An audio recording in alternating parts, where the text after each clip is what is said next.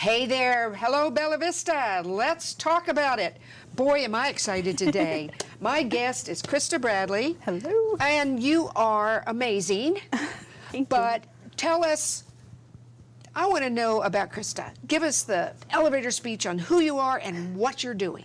Well, I'm Krista Bradley, and I guess an elevator speech about me.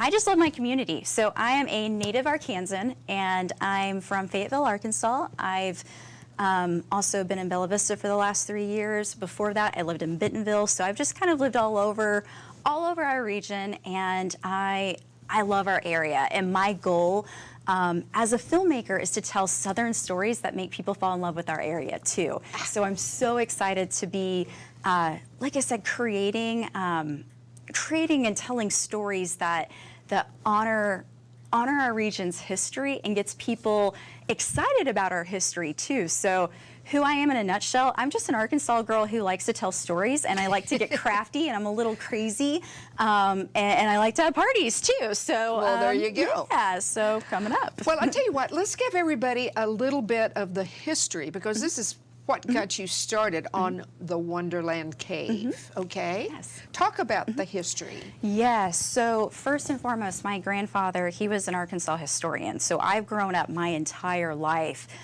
just being told just gems of stories about Arkansas history. And again, not just about Bella Vista or Fayetteville, just our entire region. And I'm so grateful for that, because my whole life he's taught me to appreciate my home. In a way that I think a lot of natives don't. I think that whenever we're younger, we don't appreciate it. It's something that we develop as we grow. And I've just had the blessing to have a grandfather who has just taught me from the very start, where you're from is special. The people that you're growing up with and your community is special, and it's not something to be taken for granted. And so he actually, of course, taught me about the Wonderland Cave, and I've always been fascinated by it. Yes. It started off with, I think I've told you, I broke into the cave with my husband. I wasn't going to bring that up, but since you did, we're going to have some pictures in a minute. But Awesome. let's do that. Let's start with a picture, and then we'll just walk through the history on this picture. I didn't break in, but I've been there too.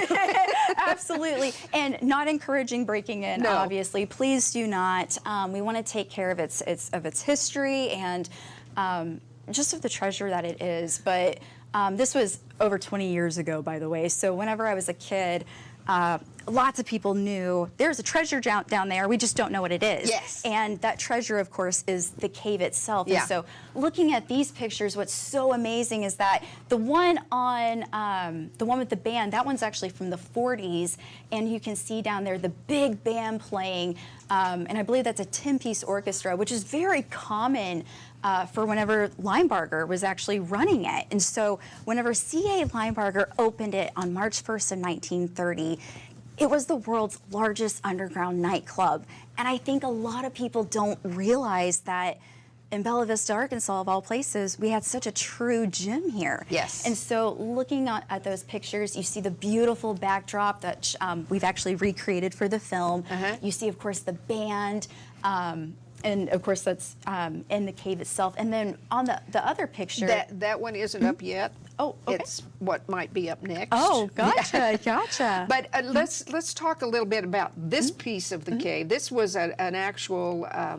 What's this part? So this is, we actually call it the hallway of mystery, and it's pretty much just the entry of the cave. So whenever you walk in, whenever you enter, you go down a staircase, and then you go down this long hallway, and at the end of it is this brilliant ballroom. It is huge. It is so huge.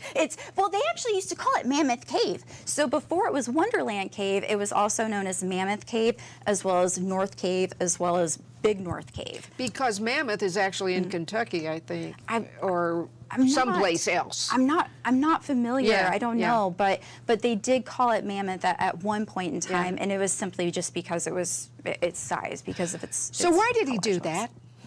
Oh, I'm so glad you asked. So C.A. Linebarger was actually inspired after a trip in 1929 whenever he visited Paris. And so he was at this little speakeasy that was made to look like it was inside a cave. It wasn't, but it was designed to look that way. It was called Le Petit Caveau, and it was packed. And he said to his wife, you know, Ray, I can make something like this work back home. And she said, I think you've had too much to drink. But truly, I think it was the next day, he actually sent a telegram to Whitey T. May, who was his right-hand man. And Whitey T. May is super special to this story because his daughter is going to be joining us at our gala that we're going to be having next week. Yes. We're going to give you all the deets on that a little bit. Absolutely. But what's so cool about Whitey is you really need to understand how important he was to Bella Vista, not just to Wonderland Cave, but to the resort and to our whole town. Because really, you know how we have Discover Bella Vista now? So Whitey T. May was the original Discover Bella Vista. He had a truck. In fact, his name, Whitey, it was because he drove a white pickup truck covered in Bella Vista stickers. Is that why? Yes, absolutely. And so he had this truck. In fact, I have a picture of it somewhere, but he went around promoting Bella Vista and really, really heavily contributed to its success. And also his wife, Gladys May, she was a hostess not only at the resort, but also at the cave too. And so just learning about the history and going back to your question of why he opened it, he wanted to do something himself to, number one, be another asset to the resort because he had the Bella Vista Resort as well as the Sunset Hotel. And after his trip to Paris, again, he thought, hey, I can make something like this work and probably make it work even better than what they're doing. And he did. Yes. And so just a few months later, so that idea happened in fall of 1929. March 1st, 1930, they were open for business. Now that took a lot of work. It took an immense amount of work, an immense amount of engineering, innovation, and it's amazing to think of the fact that it happened in 1930. Yes. And again, just so quickly too, and so well. It was so well done. So you have written, directed, performed in, are going to perform yes, a play about it. So give us the story of the film. Give us the trailer. The yeah, hook, we're gonna have some. We're gonna have some pictures in a minute too. Awesome. All right. So tell me about the film. Yes. So the film, in 2 words, the film is about family and survival. If we go on a little bit more, it's also about chasing your dreams and the cost of chasing your dreams. But really, I think it's such a wonderful display of Bella Vista and our region. It shows our, well, of course, it shows our golf courses, our resorts, the Wonderland Cave, of course. But again, it shows the resilience of our community. In fact, so the main character, it's about, she's a moonshiner, and of course it's 1930, so she's just down on her luck. Her whole family is, and by the way, she doesn't come from money, so it's not like the depression has really, knocked her down that much lower. She's just already at the bottom, and so it's about this family who is just, they're struggling, but they have each other and they have community, and those are the stilts that they walk on. And then Wonderland Cave opens, and that gives her an opportunity to pursue her dreams, and also being from a moonshining family, make a little bit more money too. And so things just go a little wild after her and her brothers infiltrate the cave and they take their moonshining operation there. It gets the attention of the FBI, and she falls in love with an agent who's undercover. Let's pull up a couple of pictures and you tell me what's going on there. Oh, yeah. And you are, what's the name? Faye Chambers. So I play Faye Chambers. Yes. Okay. Yes. So we've got a picture here. It's kind of hard to see on the monitor. Yeah. The one on the left. Yeah, so this is so wonderful. So this is actually a picture. So all of these are from our proof of concept trailer. Yes. And the purpose of the proof of concept trailer was because we knew we were wanting to make, we wanted to make a full feature film that had a real chance of global appeal and could actually be something that families hopefully all over the world can actually enjoy. Uh-oh, who's kissing ya? That's our agent. He's played by Heath Adam Cates, and we actually filmed this in Eureka Springs. So another big part of this is trying to, again, just show all these amazing places where people can still go and visit today whenever they come and visit our region. But that is at the Crescent Hotel, and we're using the Crescent Hotel, or we use the Crescent Hotel in the proof of concept trailer to portray the Sunset Hotel. I was just going to say. Yes. And it was really important that we use that location because Anne and Carol, I don't know if you know them, but they're the granddaughters of C.A. Linebarger. Oh, yes. I know Carol. I didn't know. Yes. They asked me to film there. So they said that as far as they were concerned, that was the only place that they felt could do the sunset justice, and they wanted it filmed at the Crescent. So we did it. So Faye is a jazz singer as well, right? Yes. So that makes you multi-talented. Yes. Yes, I hope. But so for Faye, again, like she plays somebody who is just doesn't play. She is an Arkansas girl she's a farm girl. She is somebody who's just down on her luck, and her dreams, her whole life is to get out of this place, and I want to go sing, and I want to go, chase my dreams of being a jazz singer, because in the 20s and 30s, that's who a lot of girls looked up to, because we didn't really have TVs. We had radios. Yes. And so who we could hear on the radio was really who young girls would aspire to be more like, unless they went to the movies, of course, but that was more rare, especially during the 30s, and especially during the 30s in Arkansas as well.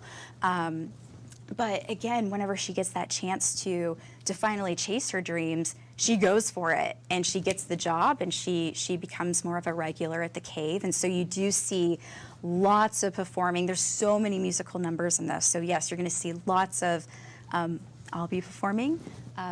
In fact, there's going to be, I guess there's probably like 9 different bands in the film total. So lots of different music. So back in the day, the bands, where did they come from? All over. So C.A. Linebarger actually had a contract with MGM, and they were responsible for really sending in all of the bigger talent. However, he did a really great job of hosting both big talent as well as local talent. So one of my favorite things that happens quite often is I'll run into strangers, and they'll say, "Hey, my mother performed there," or "my grandmother performed there," or, I think my uncle may have. And then we do a little bit of tracking, and sure enough, they actually did. And so I really love the fact that C.A. Linebarger saw the value in not only trying to bring well-known artists here, but also trying to lift up the talent that we already had locally and giving them a stage to perform on too. So they served alcohol. Not during Prohibition, they didn't. Okay. No, they didn't. So this was a speakeasy? This was an underground nightclub, so they did not. And I actually have a menu. So what they legally served was tea, orange juice. Legally served. Yes. So C.A. was a really good businessman. So he actually didn't sell any alcohol during Prohibition. It was the local moonshiners who were coming in. And those are Faye's brothers. Yes, absolutely. It was the local moonshiners coming in, and they were selling it. And C.A. was completely aware of this. He just kind of turned his cheek and made sure that nothing got too rowdy and allowed it to happen, because it was good for business. But yes, so he did actually end up having his own winery after Prohibition. Okay, because I've seen the bottles at the we're going to talk a little bit about the Historical Museum in a few minutes, because I think what we're going to do right now, let's take a quick break. Yes, okay. All right? And we will be back in a few. Since 2008, Joel's Upholstery and Fabrics in Bentonville has been your go-to destination for top-notch upholstery and fabrics. With over 25,000 yards of in-stock upholstery and home decor fabrics, vinyls, leathers, and a vast design library, we make reupholstery easy and affordable. Our expert staff is available Monday through Friday from 8 a.m. to 4 p.m. to assist you. We cater to both commercial and household upholstery needs. Stay updated on our latest news, sales, and projects by following us on Facebook and Instagram. Okay, and we're back. Let's talk a little bit about the history and how it's being maintained or taken care of here in Bella Vista. Tell us about the Bella Vista Historical Museum and what all is there in relation to the Wonderland Cave.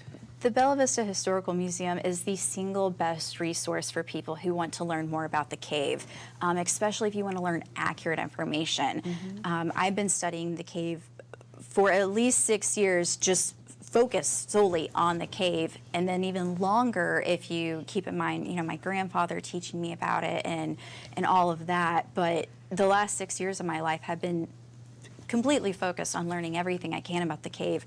There's so much inaccurate information that you have to weed through, and Zita Lucas and Dale Phillips, in my opinion, are the single two best resources for weeding that out and learning the truth, because quite frankly, the truth about Wonderland Cave, it is so much more fascinating than all the rumors that you hear. And whenever you actually learn the truth behind, because there are some big rumors out there. Oh, yeah. But whenever you learn the truth behind them, it's like, oh, it's just so much cooler. It's so much more amazing. Dispel a rumor. Duke Ellington, let's go for it. So Okay. Duke Ellington's a rumor.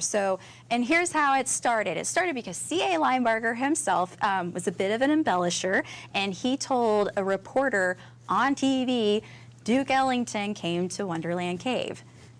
He did not. Well, he may have came, or he may have visited, but he did not perform there. He did not. And he didn't say he performed there, but the way he communicated it, it would lead you to believe that that's what he was trying to say. Okay. But the truth is Duke Ellington did not ever play there.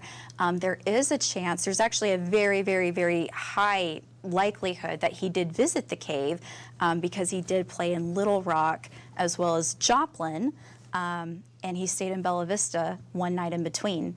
And Zita Lucas, of course, is the person who tracked this information down.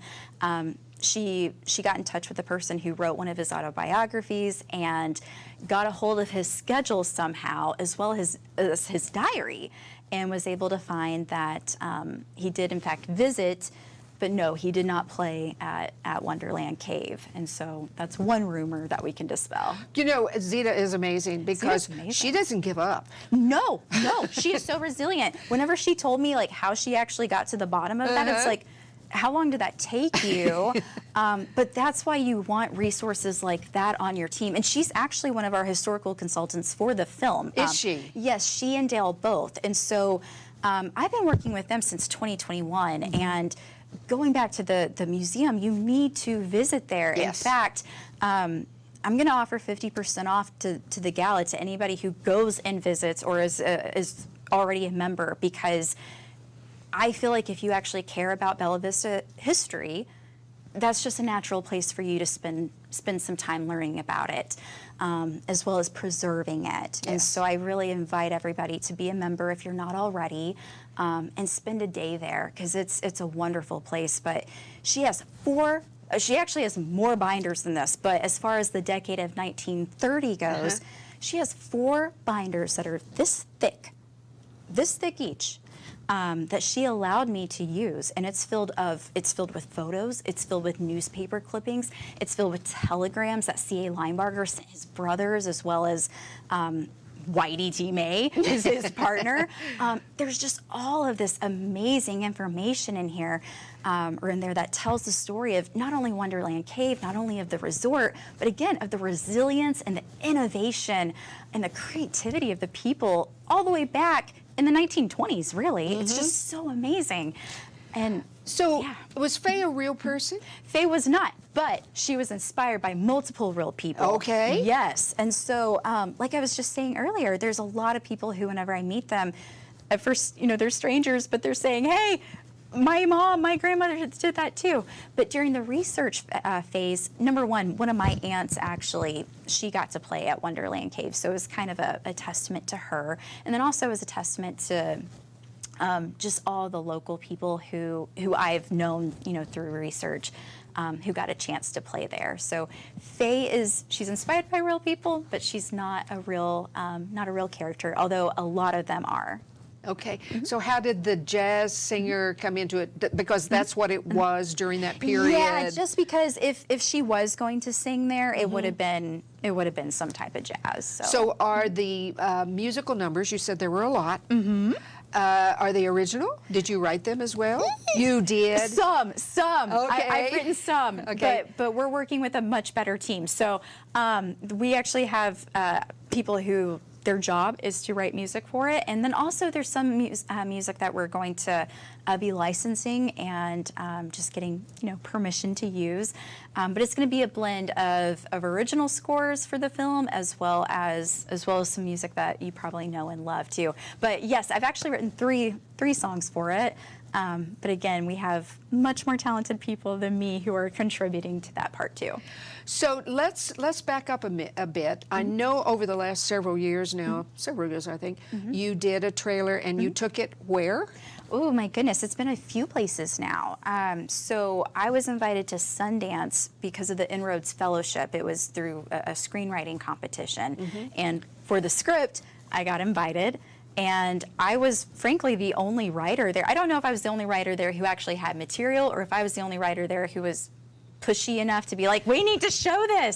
But what was amazing is their director found out about it and was like, yes, we're going to show this. This is the whole purpose of this competition and of this festival is to support independent filmmakers. And that was the best experience and probably the biggest win so far for us, because what that allowed us to do was actually get in a room with filmmakers who knew what they were doing, who are award-winning, and who saw the potential in it. And so two of our producers, they came on board at Sundance. And then what was cool too as well is after Sundance, we came back to Bentonville and we got to play it at the Bentonville Film Festival. Right. They've been so wonderful. The community has been incredible. We also played it at the Fayetteville Film Festival too. And Palm Springs, I forgot, we actually won best, we've won a few things, but we actually won best sizzle reel and best trailer for sizzle reel. Yeah, that's hard to say, but that's fun. Yeah, it is fun. But it's just another word for a trailer. They like to get fancy. Yeah. But we actually won the award for best sizzle reel, best trailer at the Palm Springs Film Festival as well. So that one was actually really amazing as well. So this is an unfair question. No. All are fair. How long is it going? Do we have to wait for the end product? Yes. So you can be a part of helping me get it done faster. So where we're at right now is we have been doing, at this point, 6 years of preparation. This is a project that from the very, very beginning, we knew that it had a potential to be really big. And putting the potential of awards or commercial success aside, again, we really wanted to make sure that we made our community proud, and we made something that 100 years from now, our grandchildren will be proud of, and the community here in Bella Vista will still be proud of. And so our whole goal has been to make a legacy film. So at this point, we have 12 months to raise, we're needing to raise $17 million. We've already started chipping away at that. We're hoping for more community help, that way we can complete that. And actually, I think what we're going to do is bring up the next thing. There you go. Yes. So tell us, I can't wait. Yes, this has been something I've wanted to do for about 3 years now. But as we talked about before we started the show, timing is key, and we wanted to make sure that just, again, patience paid off. Yes. But we have a gala, and we are inviting our whole community because this is a celebration for our entire community. This is a celebration of Arkansas history, where we are today, as well as our exciting future. But what this is it's going to be so much fun, guys. So we are taking the meteor and we are decorating it as Wonderland Cave in 1930. Oh. It is going to be so fun. We are going to have the music. We are going to have the decor. We're just going to bring it. We're going to have the dancing as well. Are you singing? Yes, I'm going to sing. I can't wait. I'm only singing one song because I'm going to be talking all night. Of course. However, Justin Justin Stewart. He's actually from Bentonville. He's going to be portraying Clarence Love. He will be performing live. Patty Stillband will be performing live. And then, yes, I will be performing live. And then Zeta Lucas and Dale Phillips will be there. They're going to be doing a live, of course it's live, but they're going to be doing a historical presentation. Constance May Waddell Constance will be is there. coming. Tell everybody who that is. Yes, so Constance May Waddell is the 95-year-old daughter of Whitey T. May and Gladys May. And so she is actually the oldest person alive that has direct knowledge of the cave during these years. And so our biggest goal is to, of course, honor her that night. We're going to have a champagne toast to her as well as to her family, to the Linebarger family. And my goal is to really just transport her back to the Wonderland Cave she knew and the Wonderland Cave that her father knew. So this night is, like I said, it's a celebration of our history. It's a celebration of our future, because Wonderland Cave's not done. I don't know its future. But it's going to be amazing, whatever it is. Whatever it is. Yes. Whatever it is. And it's something that Dale has actually pointed out is in all capacities that Wonderland Cave has ever been operated in, some more successful than others, but all have been successful. There's never been a point, in fact, even whenever it was closed, there's never been a point where you could keep people out of it. Yeah, like you. Like me. And so, and that goes back all the way to the 1800s. Yeah. So if you want to use history to predict the future, there's no reason to think that Wonderland Cave is anything in the past. In fact, again, I don't know its future, but I just know it's going to be wonderful, whatever it is. So, are there tickets left? Yes, Okay, there are. tell people Oh my how goodness. to how to be part of this. Yes, so the way to be a part of this is just go online. In fact, actually, there's also a QR code on that picture that was just showing as well. There we go, right there. Wonderful. You can scan that if that's easiest for you. But you can also go to wonderlandcavefilm.com/redcarpetgala. It's going to be so fun, and it's so easy to get tickets. Just go to that page, click buy tickets. If you would like to be a sponsor or get a table, click sponsor or donate, and that's going to take you to the Women in Film Arkansas page. They're our fiscal sponsor. 10% of our proceeds actually go to them. And I'm so excited because I'm not familiar of a film of this size that's trying to team up with nonprofits where we can and give back where we can. So our big focus right now is we want to support of course, the Bella Vista Historical Museum. Right. The way that you can support them as well as supporting us is, like I said, if you're a member, you can get 50% off to the gala, and we do have tickets still available. So get those while you can, because we don't have very many left. And we're all coming in costume. Yes, that's optional. I do have some people who are just like, Krista, I'll do anything for you, but I don't- not that. Just not that one. So, but I will say a lot of people are dressing up. Oh, It is yeah. going to be so fun. So we do have a red carpet. It's going to be snazzy. But yes, so come in your best 1930s attire, or black tie, gown, however you want. But most importantly, be comfortable and have fun. And if you want to dance, come prepared to dance, because So are the we'll have moonshiners music. going to be there? Oh, yes, they Is that will. a surprise? Oh. Well, yes, and actually, what's so cool again is, I just love that you asked about moonshiners, because literally they will be there, and the family of the actual moonshiners will be there, because that's who a lot of the people of Bella Vista and Bentonville are. Like I was saying earlier, like Les Keys, the owner of the Meteor. Yeah. His own grandfather was a moonshiner who went to Wonderland Cave, and in fact, he actually has the distillery. His distill piece will actually be there, and so. Wow. Yeah, and so again, it's honoring not just the characters of the film or the people in the film. It goes beyond that. It really does, because there's so many people who they're going to feel like we're telling their family's story, and it's because in a way we are. Yes. And that's what makes us so great. You make me so excited. I mean, do you ever sleep? No. No? No. We're really? working on that one. Oh, okay. Yeah. All right. no. So last few words here. Just everybody come out to the gala. Please, And watch. You didn't answer my question. Oh, about when to expect it. Yes. So we have a year to get the rest of our funding. So we're Okay. actually on I don't want to say a deadline, but kind of are at a deadline. That's just where we're at now. Yeah. But where we're at is we have from October actually, so we have 12 months left to get our budget, and then after that we will be filming here in Arkansas. We plan to film 100% of it in the region, so I'm so excited for that. That will be 4 months of filming, and then we have a year of editing. So you're looking at 2026, as long as we get this money in the 12 months. Well, and we have to, so let's make it happen. We can make it happen. We will. All right, so thank you. Oh, thank This has you. been so much fun. I'm so glad you called me the other day. Thank you. So let's all support this. Let's support the Historical Museum.